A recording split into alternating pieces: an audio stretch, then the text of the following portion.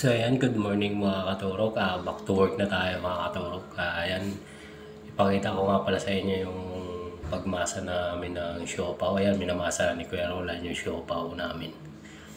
Ayan, nilalagay niya na sa mixer. So ayan, pinaikot na ni Kuya Roland sa mixer. So ayan lang mga katurok yung basic na paggawa namin ng siopaw. Yan, yan ang special siopaw sa amin. Napakasarap niyan mga katurok.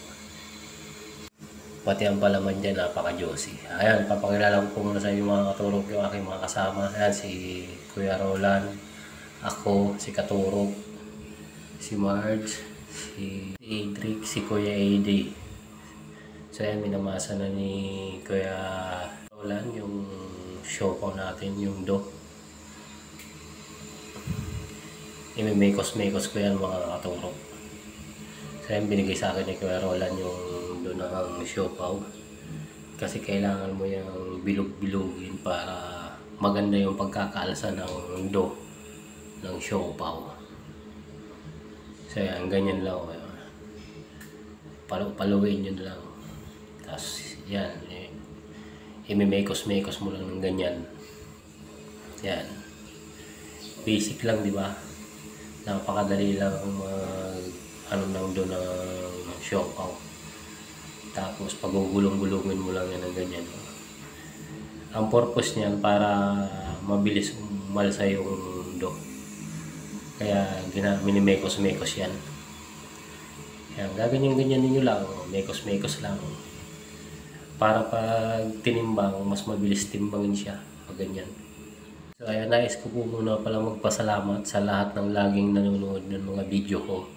Dahil sa inyo, sa YouTube ko, may pera na ako ng naiipon na konti. Pero ang gagawin ko dyan, sa first sahod ko nyan, ibibigay natin yan dun sa mga ina-sponsoran natin sa Bicol kay Nanay Angelina Marquez. Kasi may pinangako tayo dun na i-sponsoran natin siya.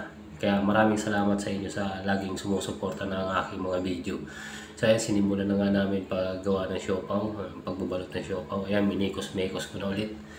Ayan, nagbabalot si Kuya Roland at saka si Marge at saka si Katurok TV. Ayan, iikot-ikot nyo lang mga katurok, ganyan lang.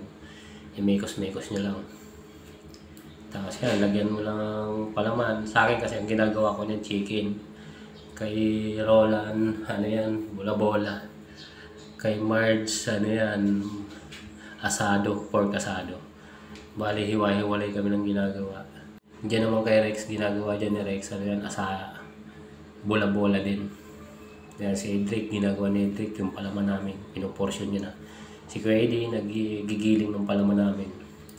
So yan, ganyan lang, basic lang yung paggawa ng siopaw natin mga katuro, kaya lang. Maraming salamat sa inyo sa lahat ng laging nanonood ng mga video ko. So yan, nagsalang na nga ako ng palaman ng baboy. Ano yan, bola-bola yan.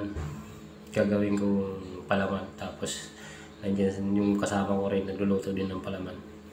So yan, maraming salamat po sa inyo sa lahat ng sumusuporta sa akin. Dahil po sa inyo, medyo may pera na tayo ng konti sa YouTube. Ipapagawa yan natin ng bahay ni Nanay